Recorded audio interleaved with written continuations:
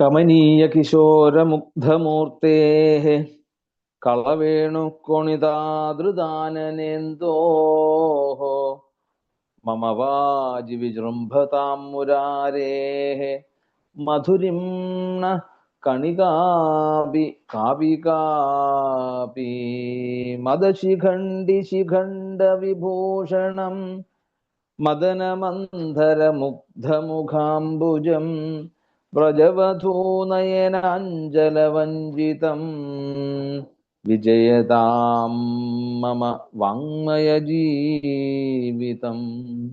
യോന്തപ്രവിശ്യ മമ വാചമിമാം പ്രസുപ്താം സഞ്ജീവയത്യഖിലശക്തിധരസ്വധാംന അന്യാംശ ഹസ്തചരണശ്രവണത്വഗാദീൻ പ്രാണാൻ നമോ ഭഗവതേ പുരുഷായ തുഭ്യം. ശ്യാമവർണ്ണമുരളീധര മുരളിയോതി എൻ്റെ മനതാരിലൊന്ന മനോഹര മുഖാരവിന്ദമൊരു മാത്ര കണ്ട സമയത്തു ഞാൻ ഹേമരത്നമണിമാലയും കടകമോതിരം കളഭഗോപിയും ശ്യാമസുന്ദര മുരാന്തകാതവ കളേബരത്തിലണിയിച്ചിടാം. വാസുദേവ തവ ഗോപികാ ഹൃദയമാഗ്രഹിച്ച വിധമെന്ന പോൽ ലാസ്യഭാവമൊടു കേളിയാടുവതിനായി വന്നു യമുനാതടേ. ഗീത ചൊല്ലി വാസനാ തുളസി മല്ലികാ പവിഴമാലയും കളഭഗോപിയും രാസകേളിയതിനായണിഞ്ഞ തവ രൂപമീശ്വര തൊഴുന്നു ഞാൻ. പള്ളിയൂർ വാസിനം ശാന്തനും ജ്ഞാനവൈരാഗ്യഭൂഷണം ശ്രീഭാഗവത നിഷ്ണാതം നൗമിതം ലോകശങ്കരം. സദ്ഗുരുഭ്യോ നമഃ.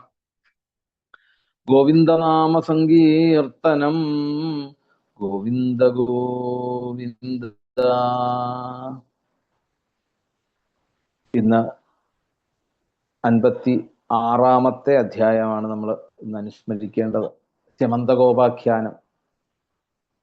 ദ്വാരകാപുരിയില് സത്രാജിത്ത് എന്ന പേരായിട്ടുള്ള രാജാവ് ഒരിക്കലും സത്രാജിത്ത് തൻ്റെ പത്നിയായിട്ടുള്ള സത്യഭാമയെ ഭഗവാന് ഒരു സ്യമന്തകരത്നത്തിന്റെ പേരില് വിവാഹം ചെയ്തു കൊടുത്തു എന്ന് കേട്ടപ്പോ പരീക്ഷിത് മഹാരാജാവ് ചോദിക്കുകയാണ്, സത്രാജിത കിമകരോൽ ബ്രഹ്മൻ കൃഷ്ണസ്യ കിൽബിഷം സ്യമന്തകഃ കുതസ്തസ്യ കസ്മാദത്താസുതാഹരേ. ആ സ്യമന്തകം എന്നുള്ള രത്നം എന്താണ്, അത് എവിടുന്ന് കിട്ടി, എങ്ങനെയാണ് അത് കൃഷ്ണന് വിവാഹം ചെയ്തു കൊടുക്കാൻ സത്യഭാമയെ വിവാഹം ചെയ്തു കൊടുക്കാനുള്ള കാരണം എന്ന് ചോദിക്കുമ്പോഴാണ് ശ്രീ ശിവബ്രഹ്മർഷി അതിന്റെ കഥ പറഞ്ഞു കൊടുക്കുന്നവിടെ. ആസീ സത്രാജിത സൂര്യോ ഭക്തസ്യ പരമസഖ. സൂര്യ ഉപാസകനായിട്ടുള്ള സത്രാജിത്ത് ഒരിക്കല് ആ സൂര്യനെ ഉപാസിക്കുന്ന സമയത്ത് സൂര്യനെ അവിടുന്ന് പ്രസാദിപ്പിച്ചതിന് ശേഷം സൂര്യൻ അവിടുന്ന് നല്ലൊരു രത്നത്തെ അവിടുന്ന് ആ സത്രാജിത്തിന് നൽകി. തതം ബിഭ്രൻ മണിം കണ്ഠേ ഭ്രാജമാനോ യഥാരവി പ്രവിഷ്ടോ ദ്വാരകാം രാജം തേജസ്സാനോപലക്ഷിത. സൂര്യന്റെ രശ്മികള് അല്ലെങ്കിൽ സൂര്യപ്രകാശത്തോടു കൂടിയിട്ടുള്ള ഒരു രത്നം ആ സത്രാജിത്തിന് നൽകി എന്ന് പറയുമ്പോൾ എന്താണ് അതിൽ നിന്ന് മനസ്സിലാക്കേണ്ടത്? സൂര്യ തേജസ്സാണ് ശരിക്കും അവിടെ. അങ്ങനെ ആ രത്നത്തെ തൻ്റെ കണ്ഠത്തില് ഉള്ള ആ മാലയിലേക്ക് കോർത്ത് ഇട്ടുകൊണ്ട് നേരെ ദ്വാരകയില് ഭഗവാന്റെ സുധർമ്മ എന്ന സഭയിലേക്ക് വരികയാണ് ആ സത്രാജിത്ത്. ഈ വരവ് കണ്ടപ്പോ എന്തായി, ദ്വാരകയിലുള്ള അന്തേവാസികളൊക്കെ എന്തെന്നില്ലാതെ അത്ഭുതപ്പെട്ടു. അവരെന്താ വിചാരിച്ചത്? അവര് വിചാരിച്ചത് തം വിലോക്യ ജനാദൂരാ തേജസാമുഷ്ടദൃഷ്ടയാ ദിവ്യതേക്ഷൈർ ഭഗവതേ ശശംസു സൂര്യശങ്കിതാഹ. ആദിത്യ ഭഗവാൻ നേരിട്ട് അല്ലെ ഈ വൈകുണ്ഠമൂർത്തിയായിട്ടുള്ള വിഷ്ണുവിന്റെ ദ്വാരകയിലെ ജനങ്ങള് മുഴുവൻ അവര് വിചാരിച്ചു ആദിത്യ ഭഗവാൻ നേരിട്ട് ഇനി വൈകുണ്ഠമൂർത്തിയായിട്ടുള്ള ഭഗവാനെ കാണാൻ വേണ്ടി, കാരണം വൈകുണ്ഠത്തിൽ ആളെ കാണുന്നില്ല. അങ്ങനെ അതിപ്പോ കാണാൻ വേണ്ടിയിട്ട് ആദിത്യൻ നേരിട്ട് അവിടുന്ന് ഉദിച്ചതാണോ എന്ന് അവിടെ നോക്കി. എന്തായാലും ഭഗവാനെ ചെന്ന് വിവരം അറിയിച്ചു. ജനങ്ങൾ മുഴുവൻ, അന്തഃപുരത്തിലുള്ള ജനങ്ങൾ മുഴുവൻ ചെന്ന് ഭഗവാൻ വേഗം ആ പുറത്തേക്ക് എങ്ങോ നോക്കിയപ്പോഴത്തേക്കും തം വിലോക്യ അവിടെ ദിവ്യദേക്ഷൈർ ഭഗവതേ ശശംസു സൂര്യശങ്കിത. സൂര്യ തേജസ് പോലെ തന്റെ കണ്ണിലേക്ക് ഇങ്ങനെ ആ തേജസ് അടിച്ചപ്പോഴത്തേക്കും ആ ശോഭയിലെ കണ്ണ് ഇങ്ങനെ മഞ്ഞളിച്ചുകൊണ്ട് ഭഗവാൻ വേഗം എന്താണ് മനസ്സിലാക്കി. നോക്കിയപ്പോഴത്തേ സത്രാജിത്താണെന്നുള്ളത് മനസ്സിലാക്കി. വേഗം തന്നെ എന്ത് ചെയ്തു, അവിടുന്ന് അവര് അന്തേവാസികൾ മുഴുവൻ ഗംഭീരമായിട്ട് ഭഗവാനെ അവിടുന്ന് സ്തുതിച്ചു. നാരായണ നമസ്തേസ്തു ശംഖചക്രഗദാധര ദാമോദര അരവിന്ദാക്ഷ ഗോവിന്ദ യദുനന്ദന. ഭഗവാനെ ഗംഭീരമായിട്ട് അവര് സ്തുതിക്കുന്നുണ്ട്. അപ്പോഴത്തേക്കും വേഗം തന്നെ ഭഗവാൻ പറഞ്ഞു, അല്ലയോ നാരായണ ശംഖചക്രഗദാധര ദാമോദര, അങ്ങയെ കാണുവാൻ വേണ്ടിയിട്ട് ആദിത്യൻ വരുന്നു എന്നൊക്കെ അവർ ഗംഭീരമായിട്ട് ഭഗവാന്റെ അടുത്ത് എന്ന് പറഞ്ഞപ്പം ഭഗവാൻ അവിടുന്ന് പറഞ്ഞു, എന്താണ് അത് വരുന്നത് അല്ലെ, അതിരൂക്ഷമായിട്ടുള്ള ആ രശ്മി ജാലത്താല് ജനങ്ങളുടെ ഒക്കെ കണ്ണ് മഞ്ഞളിച്ചു എന്ന് പറയാണ്. അവിടുന്ന് പറഞ്ഞു, വരുന്നത് ആദിത്യനൊന്നും അല്ല ശരിക്ക്. പിന്നെ ആരാണ് യഥാർത്ഥത്തില് വരുന്നത്? സത്രാജിത്താണ്. നിശമ്യ ബാലവചനം ബൃഹസ്യാംബുജലോചന പ്രാഹനാസൂരവിർദേവ സത്രാജിൻ മണിനാജ്വലൻ. സത്രാജിത്ത് എന്നുള്ള രാജാവാണ്. രാജാവിന് കഴുത്തിൽ കിടക്കുന്ന ആ രത്നത്തിന്റെ ശോഭയാണ് എന്നൊക്കെ അവരെ പറഞ്ഞു കൊടുത്തു. എന്നിട്ട് അവിടെ പറഞ്ഞു, എന്താണ് ആ രത്നത്തിന്റെ മഹത്വവും കൂടി ഭഗവാൻ അവരെ പറഞ്ഞു മനസ്സിലാക്കി കൊണ്ടുപോയി പൂജാമുറിയിൽ വെച്ച് പൂജിച്ചു കഴിഞ്ഞാൽ ദിനേ ദിനേ ദുർണഭാരാൻ അഷ്ടൗസ സൃജതി പ്രഭോ ദുർഭിക്ഷമാര്യരിഷ്ടാൻ സർപ്പാധിവ്യാധയോശുഭാഹ. ഒരു രീതിയിലുള്ള അമംഗളങ്ങളും നമുക്കുണ്ടാവില്ല, സർപ്പഭയങ്ങൾ ഉണ്ടാവില്ല, ആധി ഉണ്ടാകില്ല, വ്യാധി ഉണ്ടാകില്ല. എങ്ങനെ വേണ്ട പോലെ ഈ രത്നത്തെ പൂജിച്ചു കഴിഞ്ഞാൽ എന്ന് പറയാണ്. അപ്പം അങ്ങനെ ഉള്ള ആ രത്നത്തിൽ നിന്നും നമുക്ക് ദിവസവും പോരാ, സമ്പത്തിന് വേണ്ടിയിട്ട് അല്ലെ, എന്തിന്റെയും ആധാരം സമ്പത്താണ് നമ്മൾ എന്ന് പറഞ്ഞാല് ഒരു ഭാരം രത്നം കിട്ടുന്നുണ്ട്. ഭാരം എന്ന് പറഞ്ഞാൽ ഒരു അളവാണ് ശരിക്കും. ആ അളവ്, അതായത് ചതുർഭിർ വ്രീഹിഭിർ ഗുഞ്ചം ഗുഞ്ചാൻ പഞ്ചപണം പണാൻ അഷ്ടോ ധരണം അഷ്ടോ ചകരിഷം താം ചതുര ഫലം തുലാം ഫലശതം പ്രാഹു ഭാര വിംശതിസ്തുലാഹ എന്ന് ഒരു എന്താണ് പ്രമാണം. അതായത് 4 വ്രീഹി എന്ന് പറഞ്ഞാൽ എന്താണ്? നെല്ല് അല്ലേ. അപ്പം ആ 4 നെല്ലുമണികൾ കൂടിക്കഴിഞ്ഞാല് അതിന് ഗുഞ്ചം എന്ന് അവിടെ പറയും. 5 ഗുഞ്ചം കൂടിക്കഴിഞ്ഞാല് ഒരു പണം.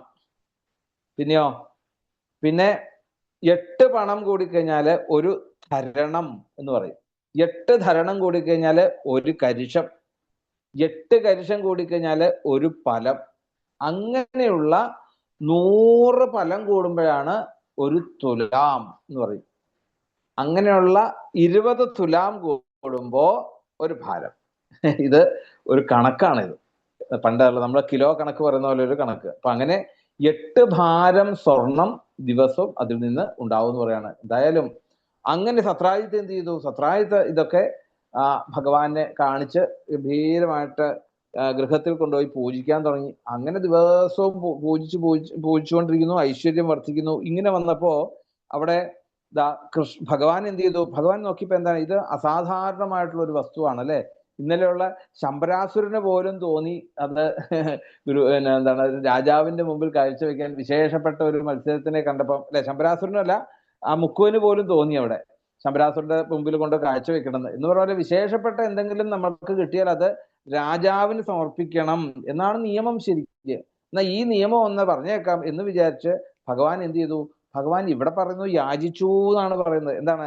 സയാചിതോ മണിങ്ക്വാപി യദുരാജായ ശൗരിണാം നൈവാർത്ഥകാമുക പ്രാദാത് യാജ്ഞാഭംഗമതർക്കയൻ.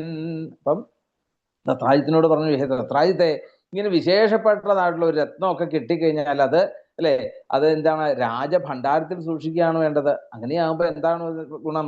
അപ്പം എല്ലാവർക്കും ലോകത്തിന് അത് പ്രയോജനമായിട്ട് വരും എന്നൊക്കെ സത്രാജിത്തിനെ പറഞ്ഞ് മനസ്സിലാക്കിച്ചെങ്കിലും സത്രാജിത്ത് എന്ത് ചെയ്തു? അതിനൊന്നും വേണ്ട പോലെ അത്. കാരണം സത്രാജിത്ത് ഒന്ന് തെറ്റിദ്ധരിച്ചു. എന്താണ് തെറ്റിദ്ധരിച്ചത്? ഭഗവാന് ഈ രത്നത്തിനോട് ഒരു താല്പര്യമുണ്ടോ എന്നൊന്ന് സംശയിച്ചു. എന്തായാലും ഈ ഒരു ചെറിയ സംശയം തന്നെ ദോഷമാക്കി മാറ്റി. ഇതാണ് നമ്മളെ കാണിച്ചു തരികയാണ് ഇങ്ങനെയുള്ള കഥകളിലൂടെ തന്നെ. ഭഗവാനെ ഒരിക്കലും നമ്മൾ സംശയിക്കരുത്. കാരണം എന്താണ്? നമ്മുടെ കാര്യങ്ങൾക്ക് മുഴുവൻ ആധാരമായിട്ടുള്ള ഭഗവാനാ. പിന്നെ ഭഗവാനെ സംശയിച്ചിട്ട് എന്താ കാര്യം? അതുകൊണ്ട് ഇവിടെ ഈ സത്രാജിത്ത് ചെറുതായിട്ടൊന്ന് സംശയത്തിന്റെ പേരിൽ അവിടെ പൂജിച്ചുകൊണ്ടിരുന്ന വിഗ്രഹം അത് ഒരു ദിവസം എന്ത് ചെയ്തു? തന്റെ അനുജനായിട്ടുള്ള പ്രസേനൻ നോക്കിയപ്പോ എന്തായി? ഏട്ടൻ എന്നും ഇത് ധരിച്ചുകൊണ്ട് ഇങ്ങനെ ആൾക്കാരുടെ മുമ്പിൽ ഞെളിഞ്ഞ് നടക്കുന്നുണ്ട്, എന്നാ താനും കൂടി അതെടുത്ത് ഇട്ടേക്കാന്ന് വിചാരിച്ച് ഒരു ദിവസം എന്തായി? പ്രസേനൻ തന്റെ മാലയിൽ ഈ രത്നത്തെ തൂക്കി എടുത്തിട്ടുണ്ട് നേരെ കൂട്ടുകാരെയും കൂട്ടിക്കൊണ്ട് നായാട്ടിനായിട്ട് പോയി എന്ന് പറയാണ്. ഇങ്ങനെ നായാട്ടിന് പോകുന്ന സമയത്താണ് ഒരു സിംഹം ഇത് കാണുന്നു. കുതിരപ്പുറത്ത് വന്നതായിട്ടുള്ള ഈ പ്രസേനെ കണ്ട് ആ സിംഹത്തിന് എന്താണ്? സിംഹത്തിനെ സംബന്ധിച്ചിടത്തോളം ഇത് പ്രസേനാണോ ചെമന്തകാണോ ഇതൊന്നും അറിയുന്നില്ല അല്ലെ. അപ്പം ഈ സിംഹത്തിന് ഇപ്പൊ തനിക്ക് ഉണ്ടാകുന്ന ബുദ്ധിമുട്ട് എന്തിന്റെ പേരിലാണെന്നുള്ളത് അന്വേഷിച്ച് നോക്കിയപ്പോഴാണ് ഈ ഒരു തേജസ് കണ്ടുകൊണ്ട് ആ രത്നത്തിനെ എടുക്കാൻ വേണ്ടി ചെന്നപ്പോഴാണ് പ്രസേനന്റെ മേളിലേക്ക് അങ്ങ് ചെന്ന് വീണു. ആ പ്രസേനെയും ആ കുതിരയെയും കൊന്നു. പ്രസേനോ ഹയമാരുഹ്യ വ്യചരദ്വനെ. അങ്ങനെ ആ എന്താണ് സിംഹം ആ രത്നത്തെ കൈക്കലാക്കി പ്രസേനെയും കൊന്ന് ആ കുതിരയും കൊന്ന് പ്രസേൻ ഈ സിംഹം ഇത് കണക്കാക്കി നേരെ ഒരു കുന്നിന്റെ മുകളിൽ ചെന്നിരിക്കുകയാണ്. അങ്ങനെ ആ കുന്നിന്റെ മുകളിൽ ഇരിക്കുന്ന ആ കുന്നിന്റെ മുകളിൽ ഒരു വലിയൊരു തേജസ് കണ്ടുകൊണ്ടാണ് ഗുഹയിൽ ഉണ്ടായിരുന്ന ജാമ്പവാൻ ആ കുന്നിന്റെ മുകളിലോട്ട് ചെന്ന് നോക്കിയപ്പോഴത്തെ എന്താണ്? നല്ല രത്നം പിടിച്ചുകൊണ്ടിരിക്കുന്ന ആ സിംഹത്തിനെ നിഗ്രഹിച്ചുകൊണ്ട് ആ രത്നം കൈക്കലാക്കിക്കൊണ്ട് നേരെ ഗുഹയിലേക്ക് പോയി. അവിടെ തന്റെ കുട്ടികളായിട്ടുള്ള ജാമ്പവാനും എന്താണ് ജാമ്പവതിക്ക് കുട്ടികൾക്ക് കളിക്കുവാൻ വേണ്ട ഈ രത്നത്തെ അവിടുന്ന് കൊടുത്തു എന്ന് പറയാണ്. ഇങ്ങനെ ആ കുട്ടികള് കളിച്ചുകൊണ്ടിരിക്കുന്ന സമയത്താണ് അവിടെ പ്രായകൃഷ്ണേന നിഹതോ മണിഗ്രീവോ വനം ഗതാ ഭ്രാതാമീതിതശ്രുത്വാ കർണേ കർണേ ജപഞ്ജനാഹ. അവിടെ ഈ മണി കൊണ്ടുപോയതായിട്ടുള്ള പ്രസേനെ പിന്നീട് കാണുന്നില്ല. ആൾക്കാർക്കൊക്കെ സംശയമായി. ഇപ്പൊ സത്രാജിത്തായി തന്റെ പത്നിയോട് വന്ന് പറഞ്ഞു, വിവരമൊക്കെ പറഞ്ഞു. ഒരിക്കലും കൃഷ്ണൻ ഇങ്ങനെ ആവശ്യപ്പെട്ടു, ഞാൻ കൊടുത്തില്ല എന്ന വിവരമൊക്കെ ധരിപ്പിച്ചെങ്കിലും പിന്നെ എന്തായി? പത്നി പിന്നെ അടുത്ത ആളോട് പറഞ്ഞു അല്ലെ. ഇങ്ങനെ ഓരോരുത്തരോട് പറഞ്ഞു ഇപ്പൊ ഏറ്റവും ലേറ്റസ്റ്റ് ആയിട്ടുള്ള ന്യൂസ് BBC ന്യൂസ് എന്താന്ന് ചോദിച്ചു കഴിഞ്ഞാൽ എന്താണ്? കൃഷ്ണൻ അല്ലെ ആ രത്നത്തെ കവർന്നു, പ്രസേനെ കൊന്ന്, കൃഷ്ണൻ അത് വാങ്ങി കൃഷ്ണൻ ഇവിടുന്ന് യാത്രയായി എന്നുള്ള ഒരു ദുഷ്പേരിന് കാരണമായി അവിടെ. അങ്ങനെ ഈ ഒരു സത്യം ഇത് മനസ്സിലാക്കിയതായിട്ടുള്ള കൃഷ്ണൻ എന്ത് ചെയ്തു? ഭഗവാൻസ്തതുപശ്രുത്യ ദുര്യശോ ലുപ്തമാത്മനി മാഷ്ട്രം പ്രസേന പദവീം അന്വപദ്യത നാഗരൈഹി. തന്നിൽ ഈ ആരോപിക്കപ്പെട്ടതായിട്ടുള്ള അപഖ്യാതികളെ ഇല്ലാണ്ടാക്കുവാൻ വേണ്ടി ഭഗവാൻ വേഗം തന്നെ ആ യാദവരെയും കുറച്ചുപേരെയും കൂട്ടിക്കൊണ്ട് നേരെ കാട്ടിലേക്ക് പോയി. ഇപ്പൊ പോകുന്ന വഴി എന്താണ്? പ്രസേനന്റെ കൂട്ടുകാരോട് അന്വേഷിച്ച് പ്രസേനൻ പോയ വഴികളൊക്കെ അന്വേഷിച്ചു പോയി. അങ്ങനെ ചെന്ന് പ്രസേനൻ മരിച്ചു കിടക്കുന്നതായിട്ട് സ്ഥലം കണ്ടു. ഹതം പ്രസേനം അശ്വംജ വീക്ഷ്യകേസരിണാവനെ. അവിടെ ഒരു കുതിരയും പ്രസേനനും ചത്തു കിടക്കുന്നു. ഇവിടെ അതല്ല വിഷയം. കാരണം എന്താണ്? താൻ ഇപ്പൊ ഒരു അല്ലെ എന്താണ് കള്ളനായിട്ട് ഇപ്പം സത്രാജിത്തിന്റെ നേതൃത്വത്തിൽ ജനങ്ങൾ മുഴുവൻ ഇപ്പൊ തന്നെ അപഖ്യാതി പറഞ്ഞുകൊണ്ട് നടക്കുകയാണ്. അപ്പൊ അതിനൊരു പരിഹാരമാണ് വേഗം വേണ്ടത്. അതുകൊണ്ട് പ്രസേനൻ മരിച്ചതിനേക്കാളും ഉപരി അതിനകത്ത് രത്നം ഉണ്ടോന്നാണ് ഭഗവാൻ നോക്കിയത്. രത്നമൊന്നും അവിടെ ഇല്ല. അങ്ങനെ ഇരിക്കുമ്പോഴാണ് കേസരിണാവനെ, ആ കുന്നിന്റെ പുറത്തൊരു സിംഹം ചത്ത് കിടക്കുന്നു. അവിടെ നോക്കിയപ്പോഴും കിട്ടിയില്ല. പിന്നെയാണ് നേരെ ചാദ്രിപൃഷ്ഠേ നിഹതം വൃക്ഷേണ ദദൃശാർജുന.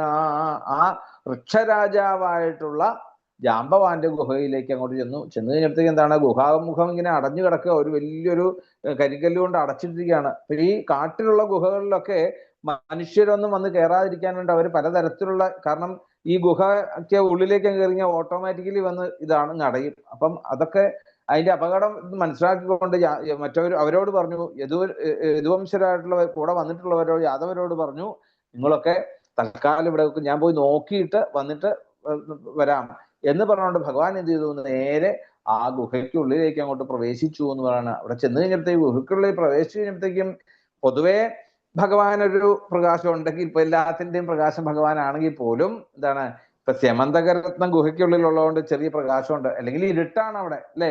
അപ്പൊ എന്തായി, വേഗം തന്നെ ആ രത്നത്തിന്റെ തേജസ് കണ്ടുകൊണ്ട്, കുട്ടികൾ കളിക്കുന്നത് കണ്ടുകൊണ്ട് വേഗം ഭഗവാൻ ആ രത്നം മേടിക്കുവാൻ വേണ്ടി തുടങ്ങിയപ്പോഴേക്കും എന്തായാലും ആ രത്നം അങ്ങോട്ട് മേടിക്കാൻ വേണ്ടി തുടങ്ങിയപ്പോഴാണ് അപൂർവമായിട്ട് വന്ന ഒരു മനുഷ്യൻ, അങ്ങനെ അവിടെ പറയുന്നത്, സമപൂർവം നരം ദൃഷ്ട്വാ ധാത്രീ ചുക്രോശ ഭീതവൽ തശ്രുത്വാഭ്യദ്രവൽ ക്രുദ്ധോ ജംബവാൻ ബലിനംബര.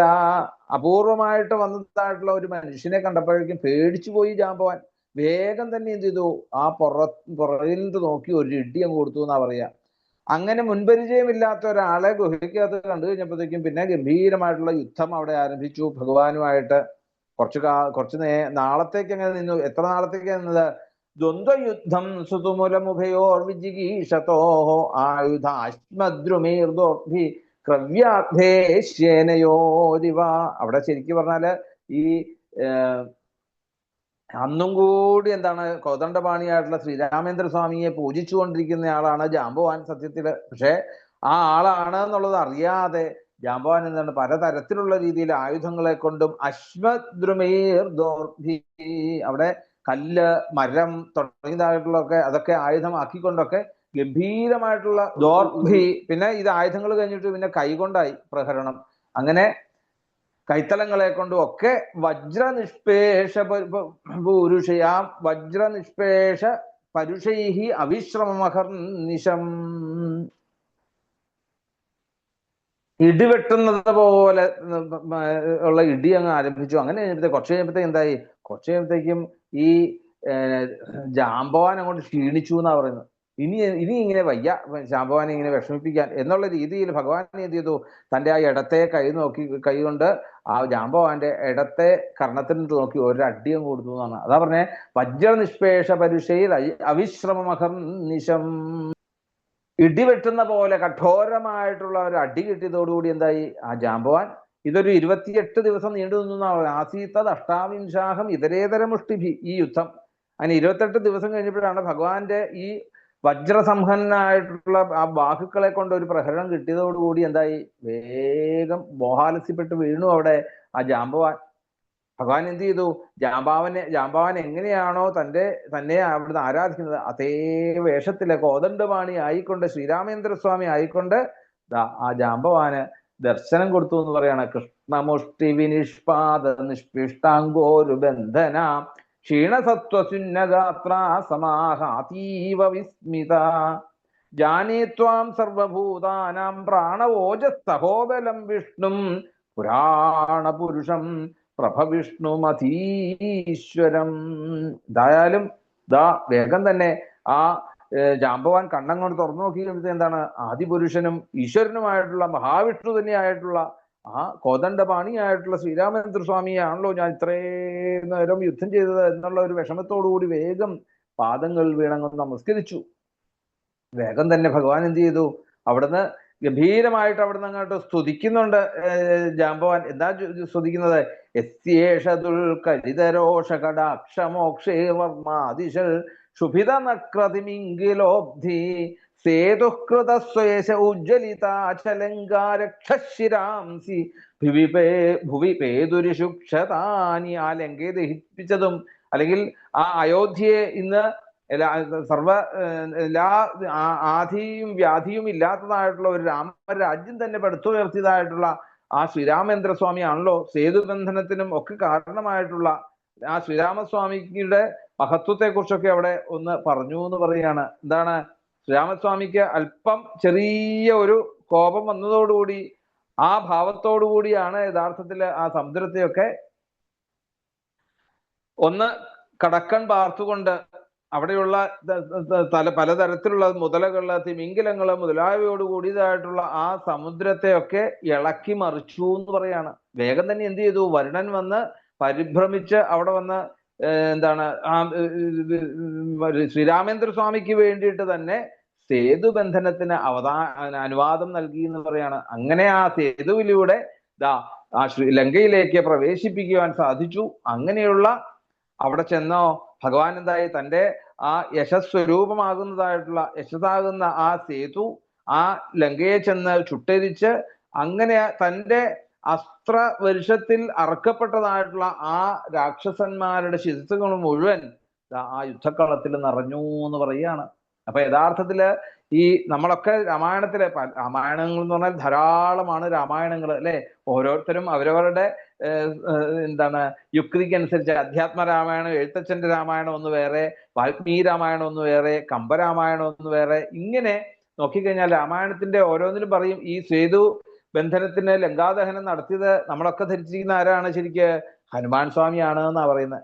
എന്നാൽ ഇനി ഒരു രാമായണത്തിൽ പറഞ്ഞ അവിടെ ശരിക്ക് ശ്രീരാമേന്ദ്ര സ്വാമിയുടെ ഒരു വീര്യമില്ലാതെ ഇതൊന്നും വല്ലതും നടക്കും അവിടെ. അപ്പം ആ ശ്രീരാമേന്ദ്ര സ്വാമിയുടെ വീര്യത്തിന്റെ ഫലം തന്നെയാണ് എന്ന് ഇവിടെ ജാമ്പവാൻ അവിടുന്ന് ഗംഭീരമായിട്ട് അവിടുന്ന് സ്മരിക്കുക. അല്ലെങ്കിൽ എന്താണ്, വേറൊരു രാമായണത്തിൽ പറയുന്നു, ഈ സമുദ്രലംഘനത്തിന് ശേഷം ശ്രീരാമേന്ദ്ര സ്വാമി എന്ത് ചെയ്തു, ആഗ്നേയാസ്ത്രം പ്രയോഗിച്ചുകൊണ്ട് ലങ്കാനഗരത്തെ മുഴുവൻ ചുട്ടരിച്ചു എന്ന് പറയാണ്. ശ്രീരാമേന്ദ്ര സ്വാമിയുടെ ആ ഒരു ആഗ്നേയാസ്ത്രമാണ് ശരിക്കും ലങ്കയെ ചുട്ടരിച്ചത് എന്ന് പറയാണ്. പിന്നെയോ അങ്ങനെ ജാമ്പവാൻ തന്നെ അനേകം കൽപ്പങ്ങള് അല്ലെ, ചിരഞ്ജീവി ആയിട്ടുള്ള ആളാണ് ജാമ്പവാൻ. അതുകൊണ്ട് എന്തായി, ധാരാളം രാമായണങ്ങള് കാണാൻ ആർക്ക് സാധിച്ചിട്ടുണ്ട്, ഈ ജാമ്പവാന് കാണാൻ സാധിച്ചിട്ടുണ്ട്. അപ്പം ഓരോന്നിലും വിശദാംശങ്ങളിൽ അല്പാൽപ്പം വ്യത്യാസങ്ങൾ കാണാൻ സാധിക്കും. പിന്നെയോ അവിടെ ജാമ്പവ പ്രോക്തമായിട്ടുള്ള പുരാകൽപ്പീയ രാമായണത്തിൽ പറയും സമുദ്രം തരണം ചെയ്തത് ആരാണ്, ശരിക്ക് ശ്രീപരമേശ്വരൻ കനിഞ്ഞരുളിയതായിട്ടുള്ള അജഗവം എന്നുള്ള ഒരു ധനുസാണ് എന്ന് പറയാണ്. ഒരു വില്ലാണെന്ന് പറയാണ്. മഹാദേവന്റെ ഒരു വില്ലാണ് യഥാർത്ഥത്തില് ഈ സമുദ്രം തരണം ചെയ്യാൻ സാധിച്ചത്. അതിനു വേണ്ടിയിട്ട് എന്താണ്, രണ്ട് ഇരുകരകളെയും മുട്ടിച്ചുകൊണ്ട് ഈ ധനുസ്, അജഗവം എന്ന് പേരായിട്ടുള്ള ഒരു ധനുസ് മഹാദേവൻ കൊടുത്തു. അതിലൂടെയായിരുന്നു ഈ സമുദ്രം തരണം ചെയ്തത് എന്ന് ഒരു രാമായണം പറയുന്നു. എന്തായാലും ആ അങ്ങനെയുള്ള ആ ശ്രീരാമേന്ദ്ര സ്വാമിയുടെ മഹത്വത്തെയൊക്കെ പറഞ്ഞ് ആ പാദങ്ങളിൽ അവിടെ നിന്ന് നമസ്കരിച്ചു. എന്നിട്ടോ ഇതി വിജ്ഞാത വിജ്ഞാനം വൃക്ഷരാജാനമച്യുതാം വ്യാജഹാര മഹാരാജ ഭഗവാൻ ദേവകീസുത. അങ്ങനെ ജ്ഞാനസ്വരൂപനാണെന്ന് അറിഞ്ഞവനും അല്ലെങ്കിൽ ഭക്തനുമായിട്ടുള്ള ആ ഋക്ഷരാജാവായിട്ടുള്ള ജാമ്പവാൻ, ഋക്ഷരാജാവ് ആയിട്ടുള്ള ജാമ്പവാൻ എന്താണ്, ഒരിക്കലും അല്ലെ നാശമില്ലാത്തവനും ഭഗവാനുമായിട്ടുള്ള ചെന്താമര കണ്ണനായിട്ടുള്ള ഭഗവാന്റെ പാദങ്ങളിൽ വീണങ്ങ് നമസ്കരിച്ചു. അവിടുന്ന് വേഗം തന്നെ ഭഗവാൻ എന്ത് ചെയ്തു, അവിടുന്ന് ആ ജാമ്പവാനെ എഴുന്നേൽപ്പിച്ചുകൊണ്ട് പറഞ്ഞു, അല്ല ജാമ്പവാനെ, ഇപ്പൊ അതല്ല പ്രശ്നം, പിന്നെന്താണ്, മണിഹേതോരിഹ പ്രാപ്ത വയം വൃക്ഷപതേ ബിലം ഇത്യാഭിശാപം പ്രംജൻ ആത്മനോ മണിനാമുന. ഈ സെമന്തകരത്നത്തിന്റെ പേരും പറഞ്ഞുകൊണ്ട് ഞാൻ ഇന്നിപ്പോ എന്താണ്, ഞാൻ ഇന്ന് ഒരു വൃഥയായിട്ടുള്ള ഒരു അപവാദത്തിൽ പെട്ടിരിക്കുകയാണ്.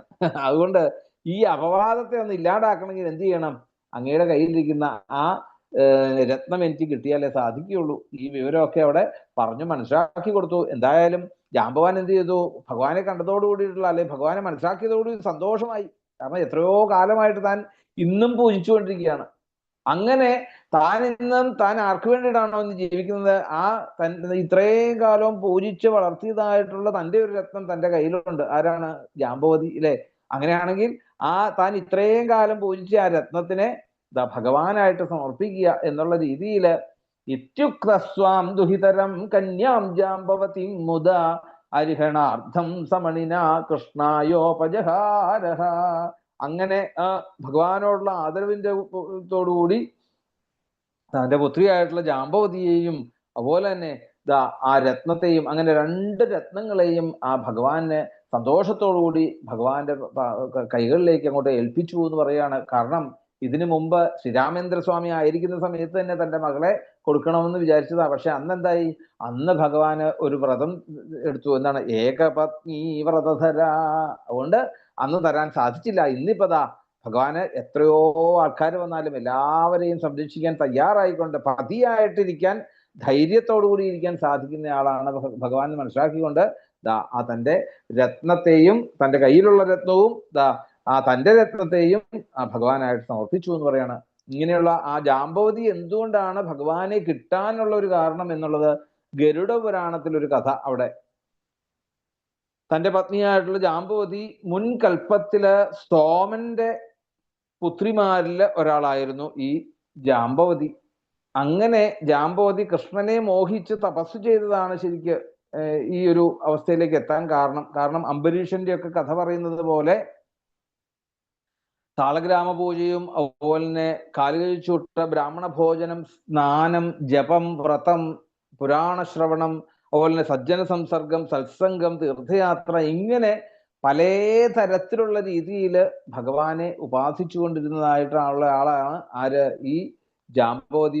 തന്റെ മുൻ ജന്മത്തില് എന്തായാലും അന്ന് ആ പുത്രിമാരില് ഒരാളായിരുന്നു ഈ ജാമ്പവതി. അവൾ അവിവാഹിതയായി പിതൃഗൃഹത്തില് കഴിച്ചുകൂട്ടി. അങ്ങനെ തന്റെ ഭർത്താവ് മരിച്ചതിന്റെ ഇതില് അങ്ങനെ അവിവാഹിതയായിക്കൊണ്ട് അച്ഛന്റെ കൂടെ അങ്ങനെ കഴിഞ്ഞുകൂടി. അങ്ങനെ പിതാവോടൊപ്പം എപ്പോഴും ഭഗവാനെ കുറിച്ച്, വിഷ്ണുവിനെ തന്നെ ഉപാസിക്കുകയായിരുന്നു അവളുടെ ഏറ്റവും പ്രധാനമായിട്ടുള്ള ഒരു വ്രതം എന്ന് പറയുന്നത്. അങ്ങനെ തനിക്ക് ഒരു പത്നി ഭർത്താവ് എന്നുള്ള രീതിയിൽ അത് ഭഗവാൻ തന്നെ, സാക്ഷാൽ വിഷ്ണു ഭഗവാൻ തന്നെ ആവണം എന്നുള്ള രീതിയിലുള്ള ഭരണം സ്മരണം ഒക്കെ ആരംഭിച്ച് അങ്ങനെ ഒരിക്കൽ അച്ഛന്റെ കൂടെ ഇങ്ങനെ തീർത്ഥയാത്രയ്ക്ക് പോവുകയാണ്. തീർത്ഥയാത്രയ്ക്ക് പോകുന്ന സമയത്ത് അവിടെ വെങ്കിടാദ്രിപതിയായിട്ടുള്ള ശ്രീനിവാസമൂർത്തി ക്ഷേത്രം, ആ ശ്രീനിവാസമൂർത്തിയില് വെങ്കിടാചലപതിയെ സന്ദർശിച്ച് അവിടെ ധാരാളം കാലം അവിടെ അങ്ങനെ കഴിഞ്ഞുകൂടി. അങ്ങനെ ഇരിക്കുമ്പോഴാണ് അവിടുന്ന് ധാരാളം ബ്രാഹ്മണർ വന്ന് കഥകൾ ഇങ്ങനെ പറയും. ഈ കൃഷ്ണകഥകള്, അല്ലെങ്കിൽ ശരിക്കും കൃഷ്ണകഥകൾ എന്ന് പറഞ്ഞാൽ ഭാഗവതം. അങ്ങനെ ഭാഗവതം ധാരാളം കാലം അതിങ്ങനെ കേൾക്കാൻ സാധിച്ചു. അങ്ങനെ കേട്ട് കേട്ട് കേട്ട് കേട്ട് ആ ഭഗവാൻ തന്നെ ആ ജാമ്പവതിക്ക് എന്തെന്നില്ലാത്ത ഒരു ഭക്തി ഉണ്ടായി. അങ്ങനെ എന്ത് ചെയ്തു, അവിടുന്ന് ആ ഒരു ജൈഗീഷവ്യൻ എന്ന പേരായിട്ടുള്ള ഒരു യോഗീശ്വരനെ കണ്ടു. ആ യോഗീശ്വരനെ കണ്ട് വിവരങ്ങളൊക്കെ ധരിപ്പിച്ചപ്പോഴേക്കും യോഗീശ്വരൻ എന്ത് ചെയ്തു, ഒരു മന്ത്രം ഉപദേശിച്ചു കൊടുത്തു. അങ്ങനെ ആ മന്ത്രം ജപിച്ച് ജപിച്ച് ജപിച്ച് ജപിച്ച് സിദ്ധി വരുത്തി. അങ്ങനെ ആ ജൈഗീഷ്യവന്റെ ഉപദേശാനുസരണം ആ ഭഗവതർപ്പണമായിക്കൊണ്ട് ഈ വ്രതങ്ങളൊക്കെ ആരംഭിച്ച് അനേകം കാലം ആ ശ്രീകൃഷ്ണാവതാര ലീലകളെ കുറിച്ചൊക്കെ മനസ്സിലാക്കിക്കൊണ്ട് ഈ ശ്രീകൃഷ്ണ അവതാരത്തെ കാത്തുകൊണ്ട് തപസ് ആരംഭിച്ചു എന്ന് പറയാണ്. അങ്ങനെ തന്റെ ഈ ദേഹത്യാഗം ചെയ്ത സമയത്ത് ജാമ്പവാന്റെ പുത്രിയായിക്കൊണ്ട് പിന്നീട് ജാമ്പവതി എന്ന പേരിൽ വന്ന് ജനിക്കുകയായിരുന്നു. പിന്നീട് അടുത്ത ജന്മം ഋഷി തീർത്ഥേഷു താ കന്യാ ചചാര തപ ഉത്തമം മമാവതാര പര്യന്തം ചരിത്വാ തപവതി നാമ വവൃതേ തസ്യ വിഷ്മനി.